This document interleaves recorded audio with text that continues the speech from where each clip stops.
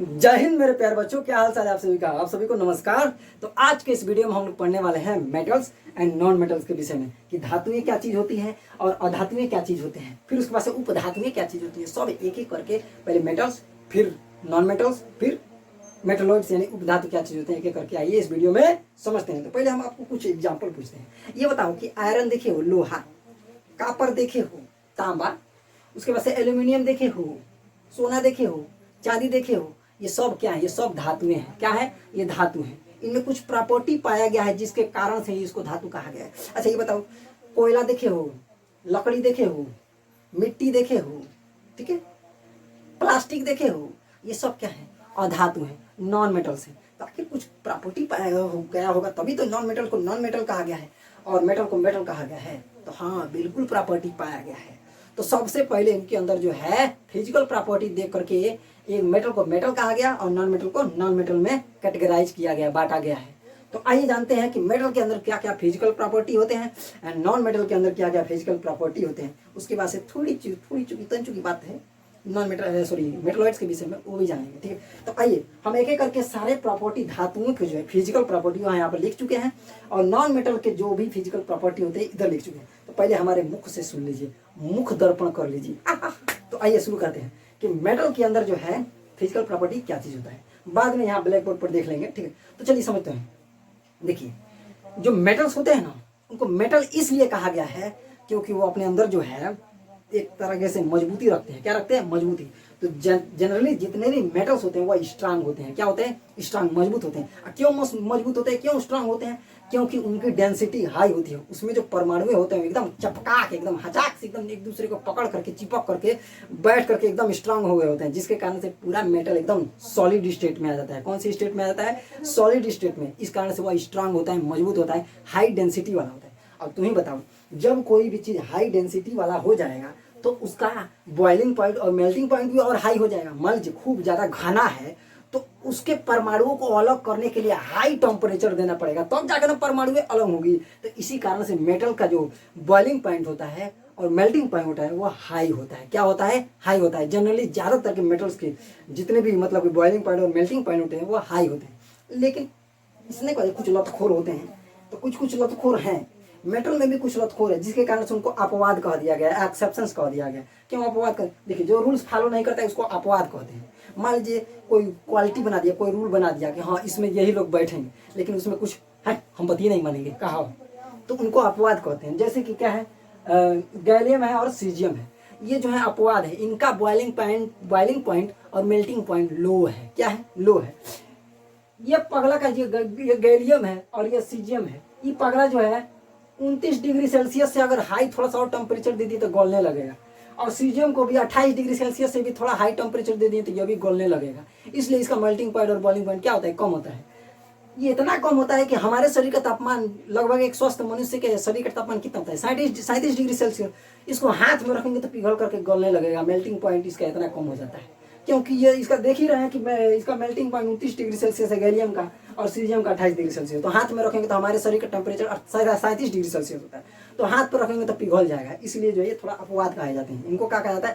Exceptions कहा जाता है। उसी प्रकार पारा, ये भी धातु ही है। ये भी क्या है? धातु ही है, मेटल ही है। लेकिन ये ससुरा सॉलिड स्टेट में नहीं पाया जाता, ये लिक्विड स्टेट में कहता है हम तो बहेंगे, ये बहता है, ठीक है। तो इसलिए इसको भी एक्सेप्शंस कहा गया है, यानी कि अपवाद कहा गया है, ठीक है। तो ये चीज जान गए हम लोग। दूसरी बात क्या, धातु के अंदर दूसरी प्रॉपर्टी क्या पाई जाती है? सोनोरस। सोनोरस का मतलब अनुनाद पूर्ण होते हैं धातु। धातुओं को टन दे मारेंगे तो आवाज करेगा, पीटेंगे तो क्या करेगा? आवाज करेगा, टन दे आवाज करेगा। इसी कारण से जो है जो घंटी हमारे स्कूलों में लगता है वो किसका बना होता है? धातुओं का ही बना होता है। टन टन टन टन टन, चलो चलो लंच करने, चलो लंच करने। किसके कारण से? आखिर यह कैसे हुआ? क्योंकि उनके अंदर जो है अनुनाद का गुण होता है। एक बार पीटेंगे टन टन की आवाज करने लगेंगे, ठीक है। तो इसलिए जो है घंटी उनकी जो किसका बनाया जाता है? धातुओं का ही बनाया जाता है। तो इसके अंदर एक और प्रॉपर्टी होता है क्या? सोनोरस का गुण, सोनोरस की प्रॉपर्टी, जिसको अनुनाद क्वालिटी कहते हैं। अंडरस्टैंड? उसके बाद इसके अंदर जो है यानी कि धातु के अंदर एक और प्रॉपर्टी पाई जाती है जिसको बोलते हैं मेलिबिलिटी। अब ये मेलिबिलिटी क्या है? मेलेबिलिटी को हिंदी में कहते हैं आघात वर्धनीयता का गुण, यानी कि जब किसी को पीट पीट करके इतना चापुट कर दें कि चापुट कर सकते हैं, तो इसी प्रॉपर्टी को बोलते हैं मेलेबिलिटी, यानी कि आघात वर्धनीयता।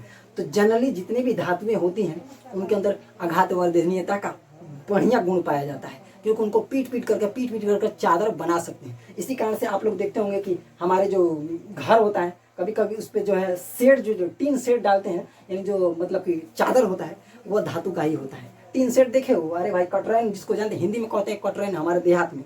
तो घरों पर छतों पर क्या करते हैं हम लोग, कटरैन डाल देते हैं। वो कटरैन किससे बना होता है, धातुओं से ही बना होता है। और देखते हैं कि उसका चादर क्या है, पतला पतला। तो पतला पतला चादर कैसे हो गया है, क्योंकि धातुओं का पीट पीट करके पतला पतला चादर बनाया जा सकता है। तो ये गुण दूसरा क्वालिटी है धातु के अंदर पाया जाता है। तीसरी क्वालिटी क्या होती है कि जिस प्रकार पीट करके चादर बना सकते हैं, एकदम चापुट कर सकते हैं, उसी प्रकार धातुओं को खींच करके तार बना सकते हैं। क्या कर सकते हैं, तार बना सकते हैं। इसीलिए जो है एल्यूमिनियम का तार हम देखते हैं दौड़ता है, कापर का तार देखते हैं दौड़ता है। ये कैसे बनाया गया, लोहे का भी तार देखते हैं दौड़ता है। ये कैसे बनाया जाता है, कॉपर का भी पतला पतला तार, बाल के समान भी पतला पतला तार बन जाता है। देखिए हो ना, ये सब किस कारण से हुआ है, क्योंकि उनके अंदर जो धातु के अंदर जो है वह तन्यता का भी गुण पाया जाता है, जिसको बोलते हैं डक्टिलिटी की प्रॉपर्टी। क्या पाई जाती है, जिसको कहते हैं डक्टिलिटी की प्रॉपर्टी। तो मेलेबिलिटी, पीट के चादर बना सकते हैं, यह प्रॉपर्टी मेलेबिलिटी कहलाता है, यानी कि आघात वर्धनीयता कहलाता है। और खींच करके तार बना सकते हैं, तो इस प्रॉपर्टी को डक्टिलिटी कहते हैं। क्या कहते हैं, डक्टिलिटी कहते हैं। तो इसी कारण से देखते हैं ज्यादातर जो है तार खींचे जाए हैं, धातुओं के ही तार बनाए जाते हैं। क्यों, क्योंकि धातुओं के अंदर यह प्रॉपर्टी पाई जाती है, उनको खींच करके लंबा तार बना सकते हैं। ठीक है, तो हर जगह आजकल जो है देख रहे हैं धातु के ही तार यूज किए जाते हैं। एक चीज हम आपको बहुत बेहतरीन तरीके से बताना चाहेंगे कि सोना, देखिए हो सोना, इसके अंदर जो है डक्टिलिटी की प्रॉपर्टी सबसे हाई पाई जाती है, यानी सबसे ज्यादा अगर डक्टिलिटी तन्यता का गुण दिखलाता है तो सोना। इसको इतना ज्यादा खींच सकते हैं, 1 ग्राम में लगभग 20 किलोमीटर जा सकते हैं। कितना किलोमीटर, 20 किलोमीटर लंबा तार खींचा जा सकता है 1 ग्राम सोने से। ठीक है, तो सबसे ज्यादा अगर तन्यता का गुण अगर कोई पूछे तो क्या बताएंगे आप लोग, सोना बताएंगे। ठीक है, उसके बाद से डक्टिलिटी के बाद से इसके अंदर एक और क्या, मेटल के अंदर और प्रॉपर्टी पाई जाती है। क्या, ये उष्मा के और विद्युत के अच्छे चालक होते हैं। उष्मा के और विद्युत के क्या होते हैं, अच्छे चालक होते हैं। यानी कि एक तार है धातु का, तो उसमें विद्युत आराम से प्रवाहित हो जाएगा, बड़ी बढ़िया से। उष्मा भी आराम से प्रवाहित हो जाएगा। प्रवाहित होने का मतलब एक स्थान से बह करके चला जाएगा दूसरे स्थान तक। ठीक है, तो पहले हम लोग इसका हीट कंडक्टिविटी देख लेते हैं। कंडक्टिविटी का मतलब चालकता का गुण। तो ठीक है, तो डक्टिलिटी के बाद कंडक्टिविटी की अभी प्रॉपर्टी देखा जाता है, किन में, धातुओं में, यानी कि चालकता का गुण देखा जाता है। ये जो है हीट और विद्युत के क्या होते हैं, अच्छे चालक होते हैं। तो इसलिए जो है ये हम लोग जितना भी मतलब कि आज हम लोग विद्युत यंत्र चला रहे हैं, वो सब किसके कारण से, किस क्वालिटी के कारण से, तो धातुओं के अंदर कंडक्टिविटी के कारण, यानी चालकता के गुण के कारण ही आज घर घर जो है बिजली दौड़ जा रहा है। हम लोग टीवी चला रहे हैं, मोबाइल चार्ज कर ले रहे हैं, पंखा चला रहे हैं, बल्ब जला रहे हैं। किसके कारण से, क्योंकि उनके अंदर यह गुण है कि वो विद्युत को बहने दे सकते हैं अपने अंदर से। तो इसी प्रॉपर्टी को बताता है कंडक्टिविटी। तो धातुएं जो होती हैं वह अच्छे विद्युत के चालक होते हैं। ठीक है, उनमें विद्युत एक स्थान से दूसरे स्थान तक बह जाता है। ये हीट के भी अच्छे चालक होते हैं, क्योंकि जैसे मान लीजिए बचपन में हम क्या थे, जब ठंडी के दिन था, ठंडी के दिन जिसको बोलते हैं जाड़ा का दिन, उस समय हम क्या करते थे, एक लोहे का छड़ था। ठीक है, और कौड़ा नहीं किया जाता है, कौड़ा आगी, उसमें हमने क्या कर दिया, छड़ को डाल दिया आराम से। ऐसे हम लोग उधर आग में, ये पूरा कौड़ा है, उसमें हमने लोहे का छड़ डाल दिया है, आराम से ऐसे खड़े हैं। अचानक देख रहे हैं हमारा हाथ गर्म हो गया है, कौन सी हो गई, देख रहे हैं तभी तुरी की, तो पूरा गर्म हो गया है लोहा। तो किस कारण से हुआ, क्योंकि उसके अंदर के जो परमाणु होते हैं ना, वो हीट को जैसे ही उनके पास आता है, छपाक छपाक एक दूसरे को पास करते जाते हैं, ये तुम ले जाओ, उसको आगे बढ़ाओ, ये ले जाओ आगे बढ़ाओ। तो हीट को ये क्या करते हैं, आगे बढ़ाते चले जाते हैं। इस कारण से कहा जाता है कि ये उष्मा के भी अच्छे चालक हैं। यानी कि जब इसको हीट के अंदर कोचेंगे तो हीट क्या होगा, प्रवाहित होकर के वहां से चले जाए, अगले सिरे तक पहुंचते चला जाएगा। तो इसलिए कहा जाता है कि यह हीट के भी अच्छे चालक होते हैं। अंडरस्टैंड। और भी अंदर इनके अंदर क्या प्रॉपर्टी पाया जाता है, इतना ही प्रॉपर्टी धातु के अंदर देखा जाता है। कुछ एक्सेप्शन भी बतला दे रहे हैं। क्या, कि कुछ धातुएं जो होती हैं वो गधा होते हैं, जिनको अपवाद कह सकते हैं। ठीक है, वह जो है ना ही हीट के अच्छे चालक होते हैं और ना ही विद्युत के अच्छे चालक होते हैं। जैसे कि सीसा भी धातु है, लेड जिसको पीबी बोलते हैं। ठीक है, पैबलियम इसका लैटिन नाम है। पैबलियम के कारण इसको पीबी कहा गया है शॉर्ट में। ठीक है, तो ये जो है ये हीट का अच्छा चालक नहीं है और ना ही विद्युत का अच्छा चालक है। ये पैबलियम देख रहे हो, सीसा, इसमें से ना ही हीट एक स्थान से दूसरे स्थान तक बह सकता है और ना ही विद्युत बह सकता है। उसके पास पारा, पारा देखिए, पारा मर्क्यूरी, ये भी विद्युत का अच्छा चालक नहीं होता है और ना ही उष्मा का अच्छा चालक होता है। ठीक है, सॉरी, ये उष्मा का चालक होता है, क्योंकि जो हम थर्मामीटर यूज करते हैं वो किस कारण से, कैसे पारा ऊपर बढ़ने लगता है, उष्मा का चालक होता है, लेकिन विद्युत का अच्छा चालक नहीं होता है। ठीक है, तो एक्सेप्शन में मतलब यहाँ पर दो तरीके, यह जो है दोनों नहीं होगा, ना ही हीट का होगा और ना ही इलेक्ट्रिसिटी का होगा।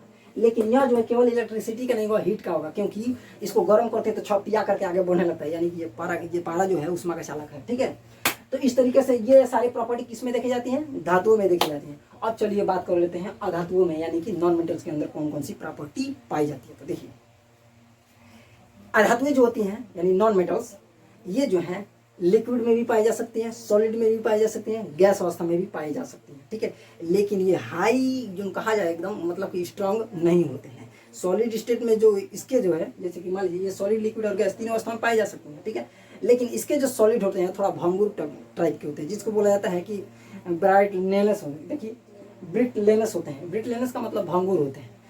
तो इसके जो सॉलिड होते हैं अधातुओं की, वो थोड़ा भंगुर होते हैं, एक बार मार देंगे फूस दे फूट जाएगा। ठीक है, उसके बाद से इसके अंदर एक्सेप्शन भी देखे जाते हैं, इसमें भी अपवाद है, जैसे हीरा। हीरा तो सॉलिड होता है, लेकिन यह भंगुर नहीं होता है, ये खूब हाई ज़्यादा स्ट्रांग होता है, मजबूत होता है, इतना तेज, इतना मजबूत होता है कि इसको कितना हो भी तेज हथौड़ा से मारेंगे तो हथौड़ा टूट जाएगा, लेकिन हीरा नहीं टूटेगा। ठीक है, तो ये सॉलिड, लिक्विड और गैस तीनों अवस्था में पाए जा सकते हैं, लेकिन इसके जो सॉलिड होते हैं वो भंगुर होते हैं, यानी कि ब्रिटलेनेस होते हैं। क्या होते हैं? ब्रिटलेनेस होते हैं। एक्सेप्शंस में यानी इसमें भी अपवाद पाया जाता है, जैसे हीरा। हीरा सॉलिड होता है, लेकिन यह भंगुर नहीं, यह बहुत ही मजबूत होता है, इतना मजबूत होता है कि इससे जो है पहाड़ भी काटे जाते हैं, इससे जो है अन्य धातुओं को भी काटा जाता है, हीरे का भी धार बना करके, ऐसा समझिए बहुत मजबूत होते हैं। इसके अंदर जो है कंडक्टिविटी, यानी अधातुओं के अंदर ज्यादातर जो जितने भी अधातु हैं, नॉन मेटल्स हैं, उनके अंदर जो है कंडक्टिविटी नहीं पाई जाती है, यानी चालकता का गुण नहीं पाया जाता है, केवल और केवल ग्रेफाइट को छोड़ करके। किसको भैया? ग्रेफाइट को छोड़ करके। ग्रेफाइट में जो है विद्युत बह सकता है, क्यों? क्योंकि उसके अंदर मुक्त इलेक्ट्रॉन पाए जाते हैं। मुक्त इलेक्ट्रॉन का मतलब जो परमाणु छोड़ करके 2 या 3 परमाणुओं के बीच जो खाली जगह होता है उसमें घुस जाते हैं, उसको मुक्त इलेक्ट्रॉन कहते हैं। तो ग्रेफाइट में जो है मुक्त इलेक्ट्रॉन पाए जाते हैं, जिसके कारण से वही ना विद्युत का चालन करते हैं। ये आगे की तरफ बढ़ेंगे, पीछे की तरफ जो है प्लस चार्ज बढ़ेगा, तो इस कारण से ये विद्युत के चालक होते हैं। ठीक है, कौन? केवल और केवल कौन? ग्रेफाइट। तो ये विद्युत के क्या है? अच्छा चालक होते हैं। डायमंड जो है ये हीट का अच्छा चालक होता है, बहुत बढ़िया गुड कंडक्टर है। किसका? हीट का। तो ये दोनों अपवाद हैं। बाकी जितने भी ये धातु होंगे वे विद्युत और उष्मा के अच्छे चालक नहीं होंगे या चालक ही नहीं होंगे, लेकिन ग्रेफाइट और हीरा ये जो है एक्सेप्शंस है, यानी कि अपवाद हैं। डायमंड जो है हीट का अच्छा चालक होता है और ग्रेफाइट यह जो है इलेक्ट्रिसिटी का अच्छा चालक होता है। ठीक है, आए समझ में? तो ये सारा हो गया प्रॉपर्टी किसके विषय में? नॉन मेटल्स के विषय में, यानी अधातुओं के विषय में। और ये सारा प्रॉपर्टी हमने जानी किसके विषय में? धातुओं के विषय में। ठीक है, अब चलिए समझ लेते हैं कि ओवरऑल जो 118 तत्व हैं हमारे पीरियोडिक टेबल में, जो कुल मिलाकर के सभी तत्वों को खोज करके सजाया गया है, उसमें कुल मिलाकर के कितने लगभग धातु हैं, कितने लगभग अधातु हैं और कितने जो हैं उपधातु हैं। तो समझिए, मेटल्स जो है वो 89 से 95 देखे गए हैं। अब ये 89 से 95 डायरेक्ट क्यों नहीं परफेक्ट कहा जा रहा है कि 95 मेटल्स होते हैं या फिर 89 मेटल्स होते हैं? देखिए, कभी कभी कुछ मेटल्स ऐसे हैं जो अपना जो है प्रॉपर्टी चेंज कर लेते हैं। कभी कभी वो धातु से अधातु बन जाएंगे, कभी उपधातु कहना नहीं। इस कारण से जो है वैज्ञानिकों में थोड़ा मतभेद होता है। तो कभी 89 कहते हैं, कभी 95 कहते हैं। ठीक है, मेटल्स की संख्या। नॉन मेटल्स की संख्या 20 से 22 होती है। ठीक है, ओके। उसके बाद से मेटलॉइड्स, जिसको उपधातु कहते हैं, इनकी संख्या 7 है। अब चलिए समझ लेते हैं कि उपधातु क्या चीज होता है। देखिए, जो मेटल्स की भी प्रॉपर्टी दिखाए परिस्थिति बदलने पर और नॉन मेटल्स की भी प्रॉपर्टी दिखाए परिस्थिति बदलने पर, तो उनको बोलते हैं उपधातु। जैसे कि सीजियम, आर्सेनिक और क्या जी, जर्मेनियम, ये जो है उपधातु है। क्या है? उपधातु है। ये कभी कभी जो है धातुओं की तरफ प्रॉपर्टी दिखाएंगे, कभी कभी अधातुओं की तरफ प्रॉपर्टी दिखाएंगे, तो इसलिए इनको बोला गया है क्या? उपधातु यानी मेटलॉइड्स। तो उम्मीद है यह वीडियो आपको अच्छा लगा होगा, समझ में आया होगा। ठीक है, अगर अच्छा आया होगा समझ में, तो लाइक और कमेंट शेयर और जरूर कीजिए। थोड़ा सब्सक्राइब कर लीजिए हमारे चैनल को, थोड़ा हम भी आगे बढ़ें और बढ़िया वीडियो हम भी लाएं, थोड़ा हमको भी मोटिवेशन मिलना चाहिए ना। तो चलिए मिलते हैं हम लोग नेक्स्ट वीडियो में केमिकल प्रॉपर्टी के साथ, मेटल्स एंड नॉन मेटल के। ओके, चलिए, जय हिंद, जय भारत।